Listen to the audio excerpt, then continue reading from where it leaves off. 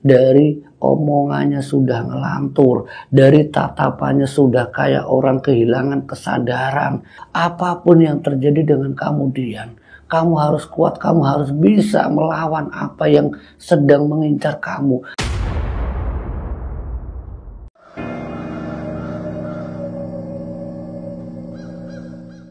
Bismillahirrahmanirrahim. Assalamualaikum warahmatullahi wabarakatuh. Alhamdulillah wa syukurillah wa ni'matillah la haula wa la quwwata illa billah, amma ba'd. Jumpa kembali di channel Hikmah Misteri bersama saya Pade. Nah, di kesempatan kali ini saya akan mencoba menceritakan kisah yang datang dari narasumber yang tak lain adalah anak tiri dari ibunya yang melakukan pesugihan. Nah, di dalam cerita ini tentang adik tirinya yang ketemu setelah pernikahan dengan bapaknya. Ini usia mereka itu terpaut ya hanya beberapa tahun. Nah, sebut saja namanya Andri. Ini narasumber, dan Dian ini adalah korban dari ibu kandungnya atau adik tiri dari narasumber. Nah, bagaimana kelengkapan ceritanya tentang ibu tiri yang melakukan pesugihan? Tidak usah lama-lama, kita langsung masuk ke cerita Hikmah Misteri. Nah, di dalam ceritanya Andri, dia menceritakan tentang Dian selama 2 bulan sebelum Dian ini meninggal. Ada beberapa kejadian yang dialami Dian. Dia sempat ngobrol dan cerita sama Andri. Nah, Dian yang waktu itu usianya sudah hampir 13 tahun. Sementara Andri usianya itu sekitar 16 tahun. Ini kakak beradik, tapi beda ayah, beda ibu. Karena ketemunya mereka sudah dewasa.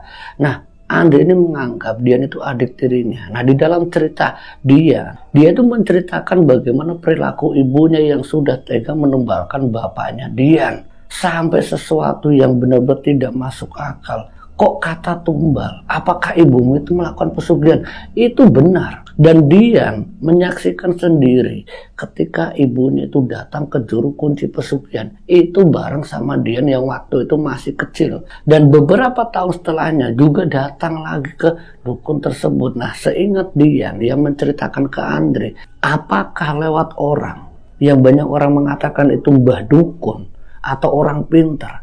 Apakah dia itu perantara ibunya yang melakukan pesugihan? Karena semenjak kejadian yang dialami oleh keluarganya Dian ini sebelum menikah dengan bapaknya Andri, bapaknya Dian itu dalam keadaan masa yang terbilang sangat sulit. Dian waktu itu masih berusia 9 tahun, masih kelas 3 SD. Dia itu ingat betul ketika posisi bapaknya itu hancur banget. Dan keadaan usaha bapaknya itu benar-benar tidak karuan, hutangnya menumpuk, dan ini menjadi masalah pertengkaran antara bapak ibunya Dian waktu itu. Sampai satu masalah memuncak, ibunya Dian itu ingin cerai dari bapaknya. Ya, dianggap bapaknya itu tidak bisa menafkahi secara lahir dan batin istri dan anak-anaknya. Nah, waktu itu Dian ini punya salah satu adik yang waktu itu usianya terpaut jauh, usianya baru sekitar 2 tahun, beda 7 tahun dengan adiknya. Nah, satu ketika bapaknya ini yang karena respon istrinya ini tidak kuat dengan keadaan serba kurang, serba susah, sementara usaha bapaknya dia dalam keadaan yang sangat carut marut. Ibunya itu bareng sama dia datang ke pesugihan. Itu ketika usia dia 9 tahun. Hanya seminggu setelah ibunya dan dia ini datang ke juru kunci pesugihan atau mbah dukun ini, adiknya itu meninggal dunia. Tapi waktu itu dia tidak tahu menahu kalau ibunya ini melakukan pesugihan. Tapi semenjak kematian adik kandungnya Dian, ini usaha ibunya yang awalnya itu usaha ya kecil-kecilan saja. Usahanya itu begitu ya berkembang pesat. Ya, memang usaha ibunya itu ya toko sembako lah, kecil-kecilan. Tapi dalam proses yang diceritakan Dian itu dalam kurun waktu beberapa bulan saja, itu seperti menjadi penopang hidup untuk kebutuhan ekonomi. Nah, waktu itu ibunya Dian yang masih ribut juga sama bapaknya. Karena apa yang diperoleh ibunya ini hanya untuk menutupi hutang-hutang bapaknya atau suaminya sendiri. Nah, waktu itu ibunya Dian sering ribut dengan bapaknya karena yang dihasilkan dari toko sembako itu hanya untuk menutupi hutang-hutang bapaknya Dian. Ini dalam beberapa waktu, mungkin hampir setengah tahun lebih, itu ribut itu tidak ada hentinya. Nah, waktu itu Dian yang usianya sudah hampir 10 tahun, itu menyaksikan secara langsung bapaknya itu yang tiba-tiba sakit. Dan sakitnya itu terbilang sangat aneh. Ketika dibawa ke rumah sakit, dirawat sampai 3 hari di rumah sakit, perilaku ibunya Dian itu seakan-akan ya biasa, tidak menganggap bapaknya itu ya mau sakit mau apa, itu kayaknya responnya itu kurang. Ini yang diceritakan Dian ke Andri. Nah waktu itu Dian ini yang menyaksikan bagaimana bapaknya tuh sakit-sakitan di rumah sakit selama 3 hari, hanya bisa bernafas, hanya bisa dibantu dengan infus lewat oksigen, lewat makanan ya, lewat infus tadi. Selama 3 hari ini penyakitnya tidak kunjung membaik. Bahkan yang ketika Dian menyaksikan sakaratul maut bapaknya, itu ada kejadian yang sangat mengerikan. Bapaknya itu seperti ada yang nyekik, itu dilihat langsung oleh Dian. Tubuh bapaknya seperti kayak ada yang menindih. Tapi itu hanya sepersekian detik Dian itu menyaksikan bayangan itu menindih bapaknya dan menyekik tubuh bapaknya. Dan ini menjadi satu pertanyaan bagi Dian yang waktu itu mau nanya ke siapa. Karena setelah beberapa hari kematian bapaknya, Dian ini mencoba mencari tahu lewat budenya, lewat omnya, lewat saudara-saudara terdekatnya. Mereka semua itu mengira kalau kematian atau meninggalnya bapakmu Dian itu karena pesugihan. Nah pesugihan itu dilakukan oleh siapa? Tidak jelas waktu itu. Tapi ketika Dian semenjak ikut bersama ibunya ke dukun pesugihan, pertama dan hanya sekali seumur hidup, dia menyaksikan bagaimana ibunya itu meminta Dian untuk tinggal di rumah dukun beberapa hari. Apakah ada kaitannya? Nah singkat ceritanya, setelah hampir kurun waktu 2 tahun, ibunya Dian akhirnya menduda. Nah ini ketemu dengan bapaknya Andri. Nah di dalam 2 tahun itu, sepeninggal adik pertama bapaknya, ini ada korban lagi yang tak lain adalah keponakan dari ibunya yang masih juga saudaranya Dian.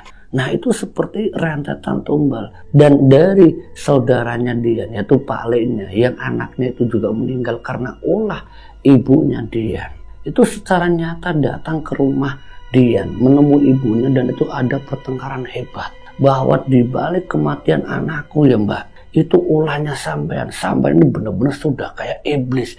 Itu didengar langsung oleh Dian. Tapi Dian yang waktu itu hanya bisa diem, hanya bisa mendengarkan dan menangisi tentang kematian anak omnya yang masih juga saudara dari Dian. Semuanya itu hanya bisa menjadi batin daripada Dian.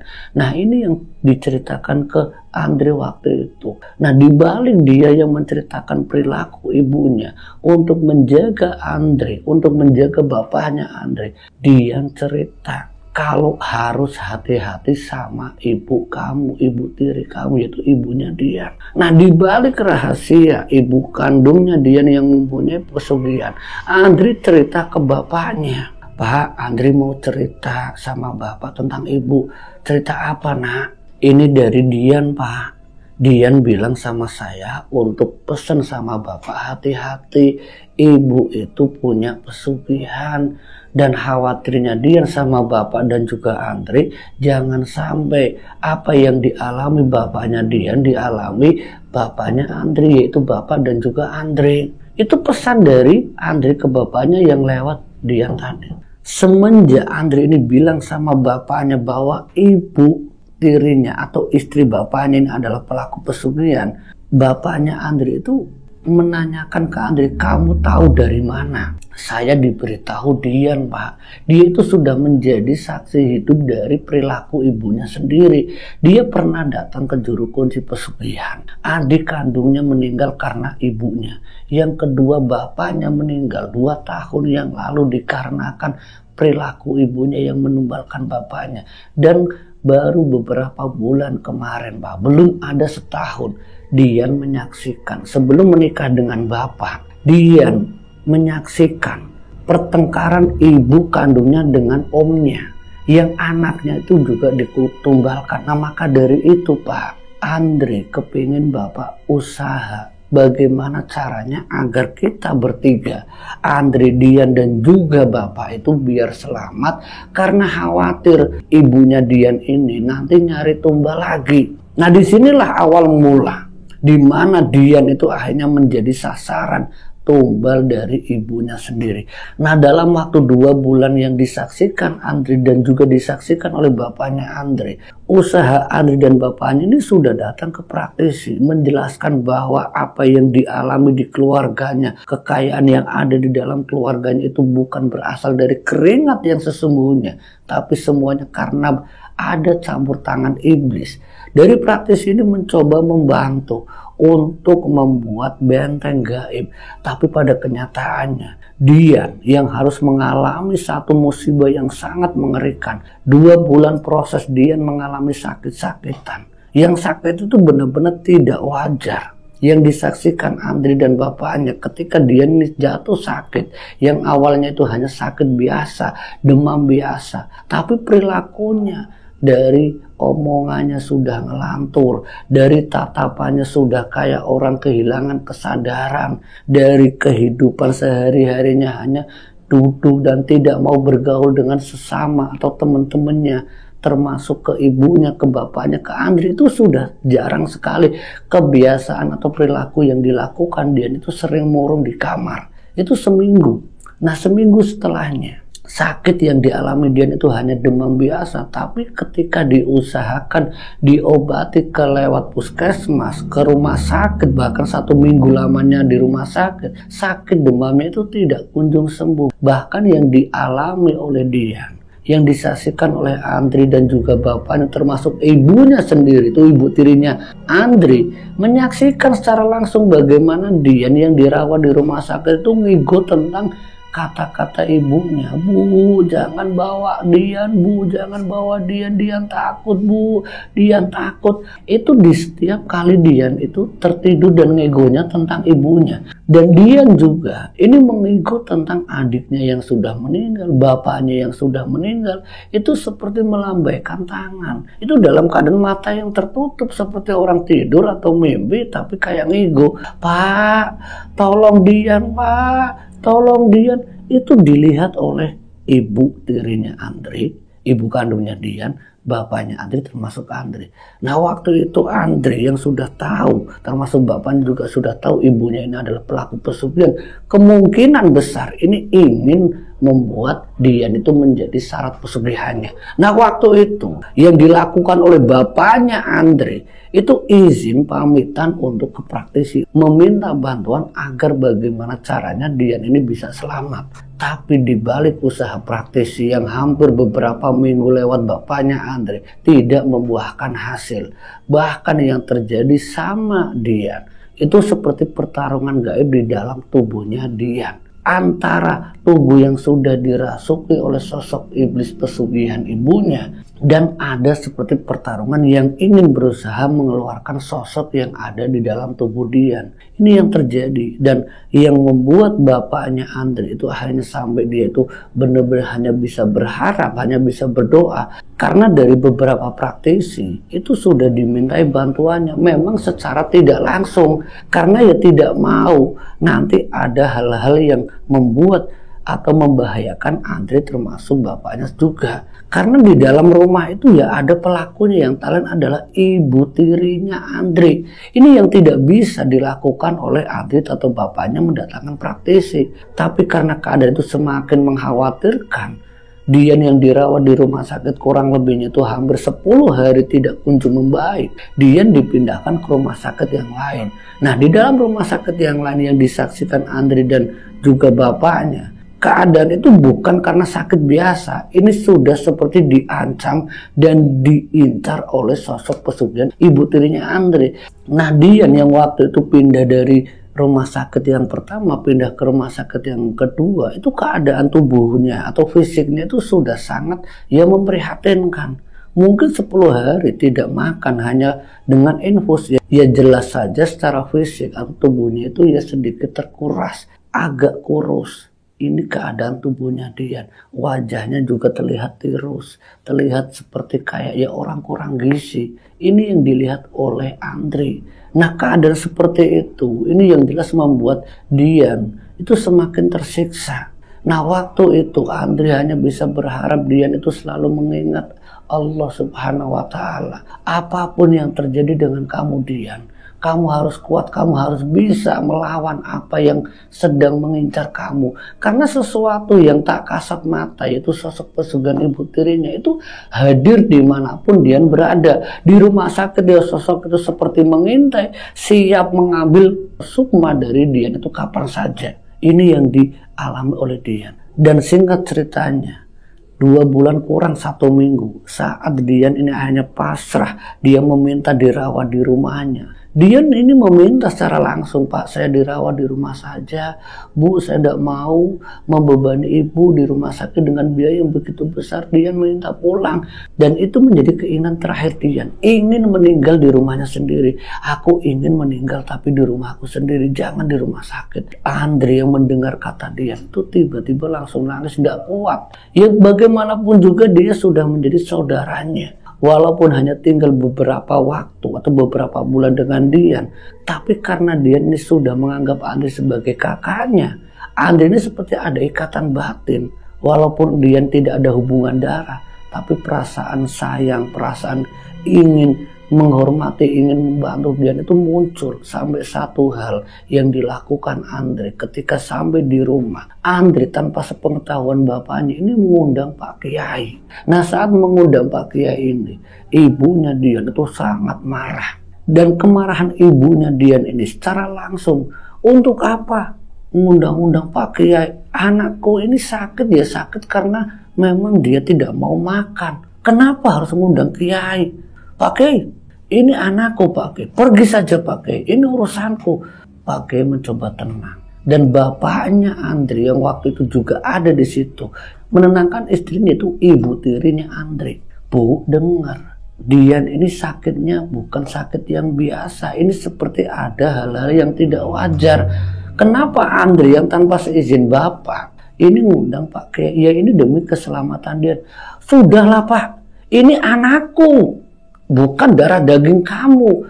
Sakitnya anakku ini bukan sakit karena gaib, kan kerasukan atau apa-apa. Kamu udah lihat kemarin di rumah sakit, sudah hampir 1 bulan, berapa ongkos biaya yang kayak saya keluarkan. Dian ini kan kepingin pulang, ya saya turutin. Dan dia bilang sendiri, dia pingin ada di rumah. Apa kurangnya saya? Itu omongan dari ibunya Dian. Dan kembali lagi tentang praktisi, ibunya Dian itu secara langsung mengusir secara langsung ke praktis itu. Sudah Pak Kiai, siapapun kamu, jangan ganggu urusan keluarga saya, silahkan pergi. Dan waktu itu Andre yang mendengar secara langsung ibu tirinya ini mengusir Pak Kiai, Andre hanya bisa pasrah dan memohon maaf sama Pak Kiai. Pak Kiai, maafkan saya Pak Kiai, sudah merepotkan Bapak. Iya, tidak ada apa-apa. Memang Bapak tidak diminta untuk hadir di sini, Bapak permisi dulu. Tapi hati-hati ya, hati-hati dengan kamu dan juga bapak kamu. Itu pesan dari Pak Kiai. Dan itu didengar oleh ibu tirinya Andre, ibu kandungnya Dian. Ngomong apa Pak Kiai? Sudah pergi, sudah pergi. Dan saat itu beberapa hari setelahnya, Dian akhirnya meninggal dunia. Dia meninggal dalam keadaan yang terbilang sangat mengenaskan. Tubuhnya kurus, setiap malam seperti tersiksa. Tersiksa secara lahir dan batin bahwa dirinya itu nyata-nyata didatangi oleh sosok pesugihan ibu kandungnya sendiri. Dan bahkan ketika ibu kandungnya ini datang menjenguk setiap hari, setiap waktu ke kamarnya Dian, itu bukan respon seperti sayang kepada anaknya. Itu seakan-akan membiarkan, kamu makan saja Dian kalau kamu ingin sembuh. Kalau kamu udah pengen sembuh ya udah usah makan. Itu yang sering dikatakan oleh ibu kandungnya ke Dian. Seakan-akan rasa kasih sayang seorang ibu itu sudah hilang gara-gara keinginan menjadi orang kaya. Tertutup hati nuraninya karena sudah bersekutu dengan iblis. Nah, semenjak kejadian meninggalnya Dian, bapaknya Andre, karena sudah tahu betul sifat dan watak dari istrinya sendiri, itu ibu tirinya Andre, karena juga khawatir nanti suatu saat bisa jadi ditumbalkan, mereka berdua lebih memilih untuk pergi meninggalkan ibu tirinya Andre, yaitu ibu kandungnya almarhum Dian. Dan semenjak meninggalnya Dian beberapa bulan setelahnya, bapaknya Andre menceraikan ibu kandungnya. Dan semenjak saat itu, ibu kandungnya almarhum Dian itu berusaha untuk mendapatkan tumbal, tapi dari seluruh keluarga besarnya yang sudah tahu kelakuan dari ibunya Dian adalah seorang pelaku pesugihan. Mereka semua satu keluarga, bahkan siapapun yang dekat dengan ibu kandungnya Dian, itu untuk berusaha tidak sedikit pun berurusan dalam bentuk harta, dalam bentuk makan, semuanya itu dijauhkan. Ya, tujuan utamanya apa? Agar ibu kandung almarhum Dian ini tidak mudah mendapatkan tumbal, dan dampaknya ya dia sendiri yang menjadi tumbal pesugihan. Ini cerita dari Andre. Setelah dia gagal mendapatkan tumbal, penyakit yang dialami Dian dialami juga oleh ibu tirinya Andre. Dan yang lebih menyedihkan, ibu tirinya Andre yang sudah cerai tadi, itu tidak ada yang ngurus. Keluarganya tidak ada yang mau mengurus. Bahkan keluarga dekatnya. Yang dilakukan oleh ibu kandungnya Dian itu dengan cara membayar orang, membayar perawat untuk mengurus keadaannya dia yang sakit-sakitan. Dan itu selama setengah tahun. Keadaan itu jelas-jelas saja tanpa penghasilan. Perewangan yang juga meminta jatah tumbal karena tidak diserahkan juga. Ini yang dialami ibunya almarhum Dian. Itu sampai setengah tahun menguras harta bendanya. Dan sampai singkat ceritanya, keadaan yang sudah sangat memprihatinkan, sudah tidak punya apa-apa. Saat dia meninggal itu sudah dalam keadaan tidak punya harta sedikit pun. Bahkan rumah yang ditinggali oleh Andre dulu bersama Dian itu sudah dijual. Dan meninggalnya ibunya Dian itu dalam keadaan dia ada di salah satu pelataran rumah orang, menjadi gelandangan. Naudzubillah summa naudzubillah. Dan saat dia meninggal seperti kayak bangkai yang tidak terurus. Itu yang disaksikan oleh Andre. Tapi Andre yang pernah dan tahu betul siapa orang yang meninggal yang tak lain adalah ibu kandung Dian. Dia bilang sama bapaknya, bagaimanapun dia sudah pernah menjadi istri bapak, urus dia Pak, urus dia. Itu keinginan Andre. Dan orang tuanya Andre itu, bapaknya Andre ini, meminta saudara-saudaranya untuk mengurus jenazah atau almarhum dari mantan istrinya dulu yang sudah bersekutu dengan iblis. Sehingga cerita setelah dimakamkan semuanya berakhir. Dan alhamdulillahnya Andre dan juga bapaknya tidak mengalami hal-hal yang ngeri seperti dialami Dian atau ibu kandungnya Dian yang meninggal dalam keadaan menjadi gelandangan. Naudzubillah summa naudzubillah. Inilah cerita yang disampaikan Andre untuk Hikmah Misteri. Semoga kisah ini bisa memberikan manfaat dan pelajaran untuk kita semuanya. Ambil sisi positif, sisi baiknya. Saya Pak Ade, akhirul kalam, wallahu muwaffiq ila aqwamit thoriq. Wassalamualaikum warahmatullahi wabarakatuh.